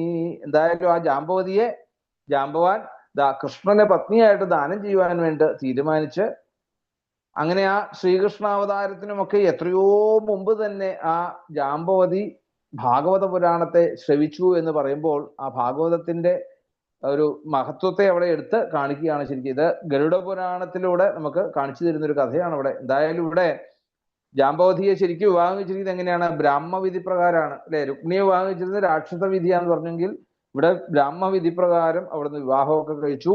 വിവാഹകർമ്മങ്ങളൊക്കെ നടത്തി. ശാസ്ത്ര പാരംഗതനായിട്ടുള്ള ആ ജാമ്പവാൻ വേണ്ട പോലെ എല്ലാം അതിന് വേണ്ടതായിട്ടുള്ള എല്ലാ കാര്യങ്ങളൊക്കെ ചെയ്തു കൊടുത്തു. അവിടെ ധാരാളം പാരിതോഷികങ്ങളൊക്കെ കൊടുത്ത് ആ വിവാഹം ഗംഭീരമായിട്ട് അവിടെ നടത്തി എന്ന് പറയാണ്. എന്തായാലും പിന്നീട് അദൃഷ്ട്വാ നിർഗമം ശൗരേ, ഇപ്പൊ ഇവിടെ ആ ഭഗവാൻ ജാമ്പവതിയും കൂട്ടിക്കൊണ്ട് ദ്വാരകയിലേക്ക് വരാൻ തുടങ്ങുന്നു അവിടെ. പക്ഷെ ഇവിടുത്തെ അവസ്ഥ എന്താണ്? പ്രസേനൻ പോയിട്ട് പ്രസേനനെ കണ്ടിട്ടില്ല അല്ലെ, പിന്നെ പ്രസേനനെ അന്വേഷിച്ച അല്ലെങ്കിൽ രത്നം അന്വേഷിച്ചു പോയിട്ടുള്ള ഭഗവാനെ കാണാത്തതിന്റെ പേരിൽ ദേവകി വസുദേവന്മാര് എന്തെന്നില്ലാത്ത ദുഃഖത്തിലിരിക്കുന്നു ഇവിടെ. പ്രതീക്ഷ്യ ദ്വാദശാഹാനി ദുഃഖിത സ്വപുരം യയോ. ഒരു 12 ദിവസമായിട്ടും ഭഗവാനെ കാണാത്തതിന്റെ പേരിൽ വിഷമിച്ച് ദുഃഖിച്ചിരിക്കുകയാണ് ഇവിടെ. അങ്ങനെ വന്നു കഴിഞ്ഞപ്പോഴത്തേക്കും ദേവകി ദേവിയൊക്കെ എന്ത് ചെയ്തു? വേഗം തന്നെ അവിടുന്ന് നിശമ്യ ദേവകീ ദേവി രുക്മിണ്യാനഗതുന്ദുഭി സുഹൃദോ ജ്ഞാതയോ ശോചൻ വിലാ കൃഷ്ണമനിർഗതം. കൃഷ്ണൻ ഗുഹയിലേക്ക് പോയതിനു ശേഷം പിന്നീട് ഇവിടെ വന്ന് 12 ദിവസമായിട്ടും തിരിച്ചെത്താത്തതിന്റെ പേരിൽ ദേവകി വസുദേവന്മാർക്ക് ദുഃഖമായിട്ടിരിക്കുന്നു. അങ്ങനെ മറ്റ് ദ്വാരകാവാസികളൊക്കെ ദുഃഖിച്ചുകൊണ്ടിരിക്കുന്നു. ഈ പിന്നീട് അവിടെ ആ ദ്വാരകാവാസികളെല്ലാം എന്താണ്, ആ സത്രാജിത്തിനെയൊക്കെ പരിഹസിച്ചുകൊണ്ടും പരിതപിച്ചുകൊണ്ടും ശപിച്ചുകൊണ്ടും, ശപന്തസ്ഥ എന്നാണ് പറയുന്നത്, ദ്വേഷമായിട്ടുള്ള രീതിയിൽ ശപിച്ചുകൊണ്ടൊക്കെ ജനങ്ങൾ ആയി. അങ്ങനെ കൃഷ്ണൻ മടങ്ങി വരാത്തതിന്റെ പേരിൽ പലതരത്തിലുള്ള ആപൽ ഘട്ടങ്ങളൊക്കെ അവിടെ സംഭവിക്കാൻ തുടങ്ങി. തേഷാം ദേവ്യുപസ്ഥാന പ്രത്യാദിഷ്ടാശിഷാസജ പ്രാതർബഭൂവ സിദ്ധാർത്ഥ സദാരോ ദർശയൻ ഹർഷയൻ ഹരി. പിന്നെ അവിടെ പറയുന്നുണ്ട് ഉപതസ്ഥോർ മഹാമായാം ദുർഗാം കൃഷ്ണോപലബ്ധയെ. അപ്പം ഈ മായയെ ഇല്ലാണ്ടാക്കാൻ സാധിപ്പിക്കുന്ന ആർക്കാണെന്ന് ചോദിച്ചു കഴിഞ്ഞാൽ അത് ദുർഗാഭഗവതിക്കാണെന്ന് പറയാം, മായാഭഗവതിയാണത്. അപ്പം ഈ കർക്കിടമാസത്തിലൊക്കെ നമ്മൾ എല്ലാ ഗൃഹങ്ങളിലും 12 ദിവസം ഗണപതി ഹോമം, ഭഗവത്സേവ നടത്തുക, ത്രികാല പൂജ നടത്തുക, ഇങ്ങനെയൊക്കെ പതിവുണ്ട്. എന്ന് പറഞ്ഞതുപോലെ തന്നെ ദേവകി വസുദേവന്മാർ എന്ത് ചെയ്തു? ആ കൃഷ്ണനെ തിരിച്ചു കിട്ടുവാൻ വേണ്ടിയിട്ട് ആ മായാഭഗവതിയെ സേവിച്ചു. അങ്ങനെ 12-ാം ദിവസം കാലം കൂടുന്ന ദിവസമാണ് അതാ അവിടെ തേഷാന്തു ദേവ്യുപസ്ഥാന പ്രത്യാദിഷ്ട ആശിഷാസജ പ്രാദുർബഭൂവ സിദ്ധാർത്ഥ സദാരോ ഹർഷയൻ ഹരി. അങ്ങനെ ആ ഉപാസനയിലെ സന്തോഷനായിട്ടുള്ള ആ ദുർഗാഭഗവതിയുടെ അനുഗ്രഹം ലഭിച്ചത് കൊണ്ടാണോ എന്നറിയില്ല, ആ കൃഷ്ണൻ ജാമ്പവതി എന്ന പത്നിയോടുകൂടി എല്ലാവരെയും സന്തോഷം നൽകുന്ന രീതിയിലേക്ക് അവിടെ ബഭൂവ എന്ന് പറഞ്ഞു, ആ പ്രത്യക്ഷപ്പെട്ടു എന്നാണ് പറയുന്നത്. അപ്പം ആ സത്രാജിത്തിനെ ശപിച്ചത് പരുഷസ്വരത്തിലോടുകൂടി അവരെ ഒക്കെ ആക്ഷേപിക്കുകയൊക്കെ ചെയ്ത് കേട്ടോണ്ടാണ് ഭഗവാന്റെ ആ ഒരു വരവ് അവിടെ. എന്തായാലും കണ്ടതോടുകൂടി സന്തോഷത്തോടുകൂടി എന്തായാലും ഉപലഭ്യ ഋഷികേശം മൃതം പുനരിവാഗതം സഹപത്ന്യാമണിഗ്രീവം സർവേ ജാതമഹോത്സവ. കഴിഞ്ഞ ദിവസം അല്ലെ നമ്മള് മകനായിട്ടുള്ള പ്രദ്യുമ്നൻ മരിച്ചതിന്റെ പേരിൽ പോയിട്ട് തിരിച്ചു വന്നപ്പോ ജനങ്ങൾ എങ്ങനെയാണോ അവിടെ സന്തോഷിച്ചത്, ഇതും ഇവിടെ അത് തന്നെയാണ് പറയുന്നത്. ആ ഭഗവാൻ സെമന്തക മധുവും തന്നെ നവവധുവായിട്ടുള്ള ജാമ്പവതി സമേതനായിക്കൊണ്ട് തനിക്ക് നഷ്ടപ്പെട്ടു പോയതായിട്ടുള്ള ഉണ്ണിയെ തിരിച്ചു കിട്ടിയതിന്റെ പേരിൽ ദേവകി ദേവി എന്തെന്നില്ലാതെ അവിടുന്ന് സന്തോഷിച്ചു. പോരാ, സർവേ ജാതമഹോത്സവ, എല്ലാവരും ദ്വാരകാവാസികളും ഒന്നടങ്കം അവരൊക്കെ സന്തോഷത്തോടെ, അതായത് മരിച്ചുപോയ ഒരാള് തിരിച്ച് ജീവൻ വെച്ച് വരുന്നത് പോലെ വരുമ്പോ എങ്ങനെയാണോ നമ്മളെ സന്തോഷം അല്ലെ, മരിച്ചു എന്ന് വിചാരിച്ച ഒരാൾ തിരിച്ചു വന്നു എന്ന് പറയുമ്പോഴത്തേക്ക് എന്താണ് സന്തോഷം എന്ന പോലെയാണ് ഇവിടെ ഇത് തന്നെ. ഇന്ന് കഴിഞ്ഞ ദിവസം ഇത് തന്നെയായിരുന്നു, മരിച്ചുപോയ പ്രദ്യുമ്നൻ തിരിച്ചു വന്നപ്പം ദ്വാരകാവാസികൾക്കുണ്ടായ സന്തോഷം. ഇതൊക്കെ ഭഗവാൻ എന്തിനാണ് ഇങ്ങനെയുള്ള ലീലകളൊക്കെ ഇതേപോലെ കാണിച്ചു തരുന്നത്? ഈ നമ്മളിൽ നിന്ന് വിട്ടുപോകുന്നതും വന്നു ചേരുന്നതിലൊന്നും അല്ലെ നമ്മൾ സങ്കടപ്പെടുകയോ സന്തോഷിക്കുകയോ ചെയ്യേണ്ട കാര്യമില്ല എന്നുള്ളത് കാണിക്കുവാൻ വേണ്ടിയിട്ടാണ് ഈ ലീലകളൊക്കെ ശരിക്കും. എന്തായാലും സത്രാജിതം സമാഹൂയ സഭായാം രാജസന്നിധോ പ്രാപ്തിം ചാഖ്യായ ഭഗവാൻ മണിം തസ്മൈ നിവേദയ. എന്തായാലും സത്രാജിത്തിനെയും കൂട്ടിക്കൊണ്ട് എല്ലാവരെയും വിളിച്ചുകൂട്ടി ഭഗവാന്റെ സഭയിലേക്ക് ഇങ്ങ് ചെന്നു. സുധർമ്മ എന്നുള്ള സഭയിലേക്ക് വിളിച്ചുകൂട്ടി അവരുടെ മുമ്പിൽ വെച്ചുകൊണ്ട് ഭഗവാൻ ആ വൃത്താന്തം മുഴുവൻ അവരെ പറഞ്ഞു മനസ്സിലാക്കിക്കൊണ്ട് ഈ രത്നം തന്നെ സത്രാജിത്തിനെ തന്നെ അവിടുന്ന് ഏൽപ്പിച്ചു എന്ന് പറയാണ്. പിന്നെയോ അങ്ങനെയായ സത്രാജിത്തിന് എന്താ പറ്റിയത്? സജാതിവ്രീഡിതോ രത്നം ഗൃഹീത്വാ വാങ്മുഖസ്തദ അനുതപ്യമാനോ ഭവനമകമൽ സ്വേന പത്മന. ഇളിഭ്യനായിക്കൊണ്ട്, നേരത്തെ എങ്ങനെയാ തല ഉയർത്തിക്കൊണ്ടാ വന്നത് അല്ലെ, ആദിത്യൻ രത്നം കൊടുത്ത സമയത്ത് ഭഗവാന്റെ അടുത്തേക്ക് എങ്ങനെ ഗംഭീരമായിട്ട് തല ഉയർത്തിക്കൊണ്ട് വന്ന ആ സത്രാജിത്ത് അതേ രത്നം ആലോചിച്ച് നോക്കണേ, ആദിത്യനിൽ നിന്ന് കിട്ടിയപ്പം തല ഉയർന്നു അല്ലെ. ഇപ്പൊ എന്തായി? ഇപ്പം ഭഗവാനിൽ നിന്ന് ആ രത്നം മേടിക്കാൻ വേണ്ടിയിട്ട് എന്താ പറഞ്ഞത്? സജാതി വ്രീഡിതോ രത്നം ഗൃഹീത്വാ വാങ്മുഖസ്തദ. ആ എന്താണ് മുഖമൊക്കെ കുനിച്ച് അല്ലെ ലജ്ജിച്ചുകൊണ്ട് ആ രത്നവും മേടിച്ചുകൊണ്ട് നേരെ ഭവനത്തിലേക്ക് പോയി എന്ന് പറയാണ്. സോനുധ്യായം സദേവാഹം ബലവത് വിഗ്രഹ കുല കഥം മൃജാമ്യാത്മരജ പ്രസീതേർവാച്യുത കഥം. എന്തായാലും അവിടെ സത്രാജിത്ത് താൻ കാണിച്ചതായിട്ടുള്ള ആ അവിവേകം കൊണ്ട് ലജ്ജിച്ചാണ് അത് മേടിച്ചു നേരെ തന്റെ ഗൃഹത്തിലേക്ക് പോകുന്ന സമയത്ത് അവിടുന്ന് ചിന്തിച്ചു, അല്ല ഇനിയിപ്പം എങ്ങനെയാണ് ഈ ജനങ്ങളുടെ കൂടെ ജനങ്ങളുടെ ഇടയിൽ ഇനി ജീവിക്കാൻ സാധിക്കുക? എന്നും ഈ പരാതിയും പരിവട്ടമായിട്ട് വേണ്ടേ? അതുകൊണ്ട് എന്തായി, ഇനി ജനങ്ങള് അല്ലെ കൃഷ്ണന്റെ ഈ ശത്രുത്വം സംബന്ധിച്ചുകൊണ്ട് ചെയ്തത് ഒരിക്കലും ഒട്ടും ശരിയായില്ല എന്നൊരു തോന്നല് ആർക്ക് ഈ സത്രാജിത്തിന്റെ ഉള്ളിൽ വന്നു. അപ്പം ആ കളങ്കം ഇനി എങ്ങനെയാണ് മായ്ച്ചു കളയാൻ സാധിക്കുക? ആ ഭഗവാനെ പ്രീതിപ്പെടുത്തുവാൻ വേണ്ടി പറയുന്നുണ്ട്, കിം കൃത്വാ സാധു മഹ്യം സ്യാം ന ശപേദ്വാജനോ യഥാ അദീർഘദർശനം ക്ഷുദ്രം മൂഢം ദ്രവിണലോലുപം. ഈ മൂഢമായിട്ടുള്ള ഒരു പ്രവൃത്തി തനിക്ക് ചെയ്യേണ്ടി വന്നല്ലോ. അതുകൊണ്ട് ഭഗവാനെ പ്രീതിപ്പെടുത്തുവാൻ വേണ്ടിയിട്ട് എന്താണ് ഇനി ഒരു മാർഗം എന്നൊക്കെ ഇങ്ങനെ ചിന്തിച്ചുകൊണ്ടാണ് ഗൃഹത്തിലേക്ക് യാത്രയായത്. അങ്ങനെ ദീർഘവീക്ഷണം ഇല്ലാത്തവനും ഒരു അല്പബുദ്ധിയും അല്ലെങ്കിൽ മൂഢനും ഒക്കെയാണ് താന് എന്നുള്ള ഒരു സത്യത്തെ ഒന്ന് അവിടുന്ന് മനസ്സിലാക്കി. എന്ത് ചെയ്താലാണ് ഇനി ജനങ്ങള് തന്നെ ഇനി പഴി ചാരാതെ തന്നെ ഇഷ്ടപ്പെടുന്നത് എന്നുള്ളതാണ് അവിടെ. ഒടുവിൽ എന്തായി? ഒടുവിൽ ഒരു തീരുമാനം എടുത്തു. എന്താണ്? ദാസ്യേ ദുഹിതരം തസ്മൈ സ്ത്രീരത്നം രത്നമേവച ഉപായോയം സമീചീനസ്തസ്യ ശാന്തിർന ചന്യഥാം ഏവം വ്യവസിതോ ബുദ്ധ്യാ സത്രാജിൽ സ്വസുതാം ശുഭാം മണിം ച സ്വയമുദ്യമ്യ കൃഷ്ണായോപജഹാരഹ. വേഗം തന്നെ എന്തായി? ഇതിനു മുമ്പ് നമ്മളൊരു കഥ കണ്ടു, ഋഷഭദേവന്റെ കഥ അല്ലെ? ഋഷഭദേവനെ തോപ്പിക്കുവാൻ വേണ്ടിയിട്ട് ഇന്ദ്രൻ പ്രളയം അഴിച്ചു വിട്ടപ്പോൾ ഋഷഭദേവൻ തന്റെ ഈശ്വരീയ കഴിവുകളെ കൊണ്ട്, യോഗസിദ്ധികളെ കൊണ്ട് പ്രളയത്തിൽ നിന്നൊക്കെ ജനങ്ങളെ സംരക്ഷിച്ചപ്പോൾ ഇന്ദ്രൻ ഉണ്ടായതായിട്ടുള്ള ആ ഒരു ജാള്യത ജനങ്ങൾ മുഴുവൻ എന്തായി? ജനങ്ങൾ മുഴുവൻ യാഗം ചെയ്യാണ്ടായി, ഇന്ദ്രന് വേണ്ടതായിട്ടുള്ള യാഗഭാഗം കിട്ടാതായി. ഇത് അന്വേഷിച്ചപ്പോൾ എന്താണ് സംഭവം? ഋഷഭദേവന്റെ ഇതാണെന്ന് മനസ്സിലാക്കിക്കൊണ്ട് ഋഷഭദേവന് എതിരായിക്കൊണ്ട് അല്ലെങ്കിൽ ഈശ്വരന് അഹിതമായിക്കൊണ്ട് ചെയ്ത പ്രവൃത്തി ജനങ്ങളെല്ലാം വെറുക്കാൻ തുടങ്ങി. അവസാനം അന്ന് ഇന്ദ്രൻ പ്രയോഗിച്ചൊരു വഴിയുണ്ട്. എന്താണ് ചെയ്തത്? ഇനി ഈ ജനങ്ങളെ തന്നെ ആരാധിക്കണമെങ്കിൽ, തന്നെ ഇഷ്ടപ്പെടണമെങ്കിൽ എന്ത് വേണം? ഇനി ഋഷഭദേവന്റെ ആരെങ്കിലും ബന്ധുവായിട്ട് മാറുക.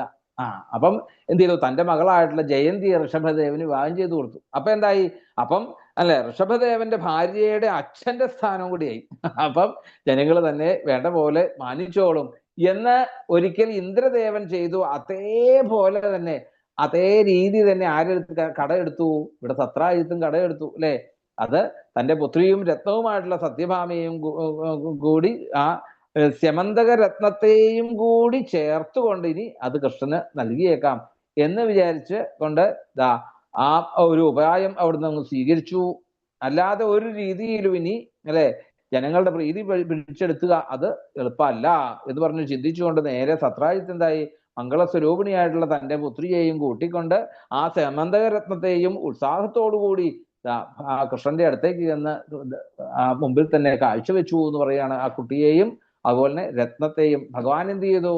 താം സത്യഭാമാം ഭഗവാൻ ഉപയേമേ യഥാവിധി ബഹുഭിരാജിതാം ശീലരൂപൗദാര്യഗുണാന്വിതാം. എത്രയോ കാലമായി ഭഗവാനെ തന്നെ സ്മരിച്ചുകൊണ്ട് അവിടെ കഴിഞ്ഞു കൂടുന്നു. ഈ സത്യഭാമയുടെ ഒരു ചരിത്രവും കൂടി ഇവിടെ പഴയ ചരിത്രം അവിടെ ഗുണവതി എന്ന് പറഞ്ഞ പേരായിട്ടുള്ള ഒരാളായിരുന്നു ഈ സത്യഭാമ എന്നാണ് പറയുന്നത്. അപ്പം അതായത് ഈ വിവാഹമൊക്കെ കഴിഞ്ഞ് ദ്വാരകയിൽ വസിക്കുന്ന സമയത്ത് സത്യഭാമ കൃഷ്ണനോട് മനുഷ്യ സ്ത്രീ ആയിട്ടുള്ള തനിക്ക് എങ്ങനെയാണ് ഭഗവാനെ സ്വീകരിക്കാൻ സാധിച്ചു? ഭഗവാനോട് തന്നെ ചോദിച്ചു. കാരണം എല്ലാത്തിൻ്റെയും അല്ലെ അഭിജ്ഞനായിട്ടുള്ള ആളാണ് ഭഗവാൻ. അങ്ങനെ ഭഗവാനോട് ചോദിക്കുകയാണ്, എനിക്ക് എങ്ങനെയാണ് എനിക്ക് വിവാഹം ചെയ്യാൻ സാധിച്ചത് എന്ന് ചോദിച്ചപ്പം ആ സത്യഭാമയോട് തിരിച്ചു പറഞ്ഞു കൊടുക്കുകയാണ് ഭഗവാൻ. എന്താണ്? ഒരു ദിവസം ഭർത്താവും പിതാവും കൂടി കുശപ്പുല്ല് വിറക് ഒക്കെ സംഭരിക്കുവാൻ വേണ്ടിയിട്ട്, അതായത് പൂർവജന്മത്തില് അഗ്നിഹോത്രിയില് പെട്ടതായിട്ടുള്ള ദേവശർമ്മൻ എന്ന് പേരായിട്ടുള്ള ഒരു വേദാംഗജ്ഞനായിട്ടുള്ള ഒരു ബ്രാഹ്മണന്റെ പുത്രിയായിരുന്നു ഈ ഭവതി. ശരിക്ക് അവിടുത്തെ സ്ഥലം എന്ന് പറഞ്ഞ മായാപുരി ആയിരുന്നു ജന്മദേശം. അങ്ങനെ അവിടെ മായാപുരിയില് ഗുണവതി എന്നുള്ള പേരിലായിരുന്നു ഭഗവതിയുടെ നേരത്തെ ഇതിനു മുമ്പുണ്ടായിരുന്നുള്ള അവതാരം എന്നവിടെ പറഞ്ഞു മനസ്സിലാക്കി കൊടുത്ത് എന്നിട്ട് പറയാണ്, ഒരിക്കല് അച്ഛനും ഭർത്താവും കൂടി എന്താണ് ആ ശിഷ്യനായിട്ടുള്ള ചന്ദ്രൻ എന്നുള്ള ഒരു കുമാരന് വിവാഹം ചെയ്തു കൊടുത്തു. ഈ ഗുണവതിയെ ഈ ദേവശർമ്മന്റെ ശിഷ്യനായിട്ടുള്ള ചന്ദ്രനെ വിവാഹം ചെയ്തു കൊടുത്തു. അങ്ങനെ ഇരിക്കുമ്പം ഈ ഭർത്താവും അതുപോലെ തന്നെ അച്ഛനും കൂടി കുശപ്പുല്ലും അതുപോലെ തന്നെ വിറകും ഒക്കെ സംഭരിക്കുവാൻ വേണ്ടി വനത്തിലേക്ക് പോയി. അങ്ങനെ വനത്തിലേക്ക് പോയി കഴിഞ്ഞപ്പോഴത്തേക്ക് എന്തായി, അവിടെ ഒരു രാക്ഷസൻ അവരെ നിഗ്രഹിച്ചു, ഈ രണ്ടുപേരെയും. അങ്ങനെ അവരുടെ പുണ്യം കൊണ്ട് അവർക്ക് വിഷ്ണു ലോക പ്രാപ്തിയിലേക്ക് ഒക്കെ എത്തിച്ചേരാൻ സാധിച്ചു. എന്തായാലും ഗുണവതി വല്ലാണ്ട് അങ്ങോട്ട് വിഷമിച്ചു. അങ്ങനെ തനിക്ക് ഇനി ജീവിക്കാൻ ഗതിയില്ലാതെ തന്റെ ഗൃഹത്തിലുണ്ടായിരുന്ന ഗൃഹോപകരണങ്ങളൊക്കെ വിറ്റു. ഇങ്ങനെ ആ വിറ്റ് കിട്ടിയതായിട്ടുള്ള പണം സ്വീകരിച്ചുകൊണ്ട് നേരെ ആ അച്ഛന്റെയും അതുപോലെ ഭർത്താവിന്റെയും ഒക്കെ ശേഷക്രിയകളൊക്കെ വേണ്ട പോലെയൊക്കെ നടത്തി അജീവനാന്തം അത്യന്തം ഭക്തിയോടുകൂടി ഏകാദശി വ്രതവും ഒക്കെ അതുപോലെ തന്നെ കാർത്തിക മാസ വ്രതവും ഒക്കെ ആരംഭിച്ച് ധാരാളം കാലം അങ്ങനെ കഴിച്ചു കൂട്ടി. അങ്ങനെ കുറച്ചു കാലം കഴിഞ്ഞപ്പോഴത്തേക്ക് എന്തായി, രോഗത്തിന് കാരണമായി, ഒരു രോഗിണിയായിട്ട് മാറി എന്ന് പറയാണ്. അങ്ങനെ പനി പിടിച്ചതായിട്ടുള്ള അവളെ ഒരു ദിവസം കുളിക്കാൻ പോകുന്ന സമയത്ത് അവിടെ ജലാന്തർ ഭാഗത്ത് വെച്ചുകൊണ്ട് തണുത്ത് വിറച്ചുകൊണ്ട് പരിക്ഷീണയായിക്കൊണ്ട് അവിടെ കിടക്കുന്ന സമയത്താണ് അവിടെ ഒരു വിമാനം അവിടെ എത്തിയെന്നും ആ ഭവതിയെ വൈകുണ്ഠത്തിലേക്ക് കൊണ്ടുവന്നു എന്നും, അങ്ങനെ ഞാൻ അവതരിച്ചപ്പോൾ ഭവതിയും പിതാവും എല്ലാം ഇവിടെ തന്നെ പിന്നീട് വീണ്ടും നിങ്ങളൊക്കെ കൂടി തന്നെയാണ് വീണ്ടും ഇവിടെ ജനിച്ചത്. അങ്ങനെ ആ ഗുണവതിയാണ് യഥാർത്ഥത്തിൽ ഇപ്പോഴത്തെ ഈ സത്യഭാമ എന്ന് പറയുന്നത്. ആ പിതാവായിരുന്നു, ആ ദേവശർമ്മനാണ് ഇപ്പോ സത്രാജിത്തായിട്ട് ഇവിടെ അവതരിച്ചത്. പിന്നെയോ ഇനി ശിഷ്യനാരാണ്? ചന്ദ്രൻ എന്ന് പറഞ്ഞ ശിഷ്യനാരാണ്? ആ ശിഷ്യനാണ് അക്രൂരൻ എന്ന് അവിടെ ആ ഭജനത്തിന്റെ ഇന്നിപ്പം അക്രൂരൻ ഇത്ര ഒരു ഭക്തനാകാനും സത്രാജിത്തിനെ സംബന്ധിച്ചിടത്തോളം ഭക്തനാണ്, ശരിക്ക് ഭഗവാന്റെ ഭക്തനാണ് സത്രാജിത്ത്. പിന്നെ അങ്ങനെയുള്ള അതുപോലെ തന്നെ ആ ഭവതി അന്ന് ധാരാളം കാലം തുളസിച്ചെടികൾ വേണ്ട പോലെ വളർത്തി. അതിന്റെ ഫലമായിട്ടാണ് ഇപ്പോ ആ സ്വർഗത്തിലുള്ള കൽപ്പവൃക്ഷമായിട്ടുള്ള പാരിജാതത്തെ തനിക്ക് നോക്കാൻ വേണ്ടി അല്ലെങ്കിൽ തന്റെ ഉദ്യാനത്തില് കൊണ്ട് നടാനും പൂജിക്കാനും ഒക്കെ സാധിച്ചത് എന്ന് ഉള്ള ഒരു ആ സത്യഭാമയുടെ ഒരു പൂർവ്വവൃത്താന്തം നമുക്ക് പത്മപുരാണത്തിൽ കാണാൻ സാധിക്കുന്നു. എന്തായാലും അങ്ങനെയുള്ള ആ സത്യഭാമയെ ഭഗവാനായിട്ട് കൊടുത്ത് ഭഗവാൻ അങ്ങനെ ശീലരൂപ ഔദാര്യ ഗുണാൻയുതാം, എല്ലാം കൊണ്ടും ശീലം കൊണ്ടും സൗന്ദര്യം കൊണ്ടും അതുപോലെ തന്നെ എല്ലാം കൊണ്ടും ഗുണഗണത്തിന് ഇണങ്ങിയതായിട്ടുള്ള സത്യഭാമയെ ഭഗവാൻ അവിടുന്ന് സ്വീകരിച്ചു എന്ന് പറയാണ്. അവളെ സ്വീകരിച്ച് അവിടുന്ന് വേണ്ട പോലെ പരിണയിച്ചു. പിന്നെയോ സ്യമന്തകരത്നം അത് അവിടുന്ന് പറഞ്ഞു, സത്രാജിത്തിനോട് പറഞ്ഞു, അത് അങ്ങയുടെ കയ്യിൽ തന്നെ ഇരുന്നോട്ടെ, അത് സ്വീകരിക്കുന്നില്ല. കാരണം എന്താണ്, സൂര്യഭക്തനായിട്ടുള്ള അങ്ങേക്ക് തന്നെ അത് അവിടെ ഭഗവാനാഹന്ന മണിം പ്രതീക്ഷാമോ വയം നൃപ തവാസ്താം ദേവഭക്തസ്യ വയം ച ഫലഭാഗിന, അത് അങ്ങയുടെ കയ്യിൽ തന്നെ ഇരിക്കട്ടെ എന്ന് പറഞ്ഞുകൊണ്ട് രത്നം സത്രാജിത്തിന്റെ കയ്യിലേക്ക് തിരിച്ചു കൊടുത്തു. ഞങ്ങൾ തന്നെ ഒടുവില് പിന്നെ ഇതിന്റെ ഫലഭോക്താക്കളും ഒക്കെ അത് അങ്ങേക്ക് തന്നെ ആയിക്കോട്ടെ അതിന്റെ ഫലം മുഴുവൻ എന്നുള്ള രീതിയിൽ അത് സത്രാജിത്തിന്റെ കയ്യിൽ കൊടുത്തു എന്ന് പറഞ്ഞുകൊണ്ട് ആ സത്യഭാമാ വിവാഹം ഒക്കെ ചെയ്ത് നിർത്തിക്കൊണ്ടാണ് ആ അധ്യായം അവിടെ അവസാനിച്ചത്. പിന്നീട് ഇനി ഭഗവാന്റെ പാണ്ഡവന്മാരുടെ അടുത്തേക്ക് പോവുകയും അതുപോലെ തന്നെ സത്രാജിത്തിന്റെ വധവും ഒക്കെയാണ് അടുത്ത അധ്യായത്തിൽ. അതൊക്കെ നമുക്ക് ഇതിന്റെ ബാക്കി ഭാഗങ്ങൾ നമുക്ക് നാളെ അനുസ്മരിക്കാം. ഇതിലൂടെയൊക്കെ നമ്മളെ കാണിച്ചു തരുന്നത് ഇത് തന്നെയാണ്, പലതരത്തിലുള്ള ഭ്രമിപ്പിക്കുന്നതായിട്ടുള്ള വസ്തുക്കൾ അല്ലെ, അതിനെയൊക്കെ നമ്മൾ വേണ്ട പോലെ അത് ലോക നന്മയ്ക്കായിട്ടെന്നുള്ള രീതിയിൽ നമ്മൾ അതിനെ സ്വീകരിക്കുക. എപ്പോഴും പറയും അർത്ഥം അനർത്ഥം ഭാവയെ നിത്യം എന്ന് പറയും അല്ലെ, നമ്മൾ എപ്പോഴും പറയുന്ന അതാണ്. നമ്മളുടെ പുരുഷാർത്ഥങ്ങളിൽ ഒന്നാണ് ഈ സമ്പത്ത് എന്ന് പറയുന്നത്, അർത്ഥം എന്ന് പറയുന്നത്. അപ്പൊ അർത്ഥത്തെ എങ്ങനെയാ കാണാവുള്ളൂ? നമുക്ക് നമ്മളുടെ ആവശ്യങ്ങളൊക്കെ കഴിഞ്ഞാൽ കിട്ടുന്ന പണം എന്നുള്ളത് നമ്മളുടെ അല്ലാന്ന് തന്നെ അങ്ങോട്ട് തീരുമാനിക്കണം. പിന്നെന്താണ് തീരുമാനിക്കേണ്ടത്? ഇത് ലോകരുടെ പൈസ നമ്മളുടെ കയ്യിൽ സൂക്ഷിക്കാൻ തന്നു മാത്രം വിചാരിച്ചാൽ മതി അവിടെ. അങ്ങനെയാകുമ്പോ എന്താ ചെയ്ത് നമുക്ക് ആ പണം ലോക നന്മയ്ക്ക് വേണ്ടിയിട്ട് നമുക്ക് ചെയ്യാൻ വേണ്ടി നമുക്ക് അപ്പൊ എന്തായി, നമുക്ക് അഹങ്കാരങ്ങളൊന്നും ഉണ്ടാവുന്നില്ല. ഇത് നമ്മളുടെ എന്ന് പറഞ്ഞ് സ്വാർത്ഥമായിട്ട് നമുക്ക് ചിന്തിക്കുമ്പോഴാണ് അതിന്റെ പേരിൽ നമ്മൾ പലതരത്തിലുള്ള ദുഃഖങ്ങൾ അനുഭവിക്കേണ്ടി വരുന്നത്. അപ്പം ഒരിക്കലും അതുകൊണ്ടാണ് ഈ അർത്ഥവും ഒരു പുരുഷാർത്ഥമാണ് ശരിക്ക്. ഈശ്വരനെ നേടുവാൻ വേണ്ടിയുള്ള ഒരു ഒരു വഴിയാണ് ധർമ്മം, അർത്ഥം, കാമം, മോക്ഷം എന്നുള്ളതിൽ. ഈ അർത്ഥത്തിലൂടെ എങ്ങനെയാ നമുക്ക് ആ ഭാവത്തെ, എങ്ങനെ ഈ മോക്ഷം എന്ന് പറഞ്ഞാൽ എന്താണ്?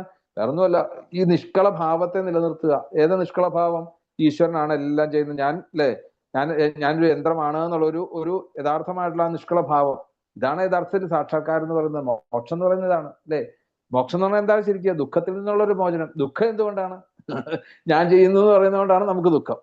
അപ്പം ഞാനല്ല, എന്നെ കൊണ്ട് ഇതൊക്കെ ഈശ്വരേച്ഛയായിട്ട് ചെയ്യിക്കുന്നത് കൊണ്ട് അങ്ങനെ ഇരിക്കുമ്പോൾ കിട്ടുന്ന ഒരു ആനന്ദം ഉണ്ടല്ലോ, നിഷ്കളങ്കമായിട്ടുള്ള ഒരു ആനന്ദം. നമ്മൾ വണ്ടിയെ കയറി ഇരിക്കുമ്പോൾ, ഡ്രൈവർ ഓടിക്കുമ്പോൾ നമ്മൾ സുഖമായിട്ട് ചാരിക്കിടന്ന് ഉറങ്ങുകയല്ലേ അല്ലേ. ഇനി അവിടെ ചെല്ലുമ്പോഴത്തേക്ക് ഒരു 3 മണിക്കൂർ വേണ്ട ഞാൻ ഇന്ന് നമ്മുടെ ലക്ഷ്യസ്ഥാനത്ത് എത്തുള്ളെങ്കിൽ ആ 3 മണിക്കൂർ നമ്മൾ ഒന്നും അറിയാതെ സുഖമായിട്ട് കിടന്ന് ഉറങ്ങും അല്ലേ. ആരുടെ വിശ്വാസത്തില്? ആ ഡ്രൈവറുടെ വിശ്വാസത്തില്. എന്ന് പറഞ്ഞ പോലെ നമുക്ക് നമ്മളുടെ ജീവിതം മുഴുവൻ, നമുക്ക് 3 മണിക്കൂറല്ല, നമ്മളുടെ ഈ ഒരു ജീവിതം മുഴുവൻ നമ്മളെ കൊണ്ടു നടക്കാൻ ഒരാൾ നമ്മുടെ കൂടെ ഉണ്ടെങ്കിൽ പിന്നെ നമ്മൾ എന്തിനു പേടിക്കുന്നു? പിന്നെ നമ്മൾ എന്തിനു ടെൻഷൻ അടിക്കുന്നു? ഈ ടെൻഷൻ എന്നുള്ളൊരു ഇത് വരുന്നതിന് എന്തുകൊണ്ടാ? നമ്മളാണ് എല്ലാം കാരണം എന്നുള്ളത്. നമ്മളല്ല കാരണമെങ്കിലോ, ഇതൊക്കെ എന്നെ കൊണ്ട് ചെയ്യിക്കുന്നതാണ് എന്ന് വന്നു കഴിഞ്ഞാൽ നമുക്ക് ടെൻഷൻ ഉണ്ടോ? ഒരു ടെൻഷനും ഇല്ല. ഇതാണ് മോക്ഷം ശരിക്കും. അപ്പൊ ഈ ഒരു ഭാവത്തിലേക്ക് നമ്മളെ എത്തിക്കണമെങ്കിൽ അത് അർത്ഥത്തിന് സാധിക്കും. എങ്ങനെയാണെങ്കിൽ ഈ അർത്ഥം നമ്മൾ അല്ല എന്നുള്ളൊരു തോന്നൽ വരുമ്പം നമ്മളെ ഒരിക്കലും അത് അല്ലെ നമ്മൾ അഹങ്കാരത്തിലേക്ക് എത്തിക്കില്ല എന്ന് പഠിപ്പിക്കുകയാണ്. എന്തായാലും ബാക്കിയുള്ള ഭാഗങ്ങളൊക്കെ നമുക്ക് നാളെ അനുസ്മരിക്കാം. ഇപ്പം എല്ലാ വാക്കുകളും ഭഗവാന്റെ പാദങ്ങളിലെ, ഗുരുനാഥന്റെ പാദങ്ങളിലായിട്ട് പൂജാപുഷ്പങ്ങളായിട്ട് സമർപ്പിക്കുന്നു.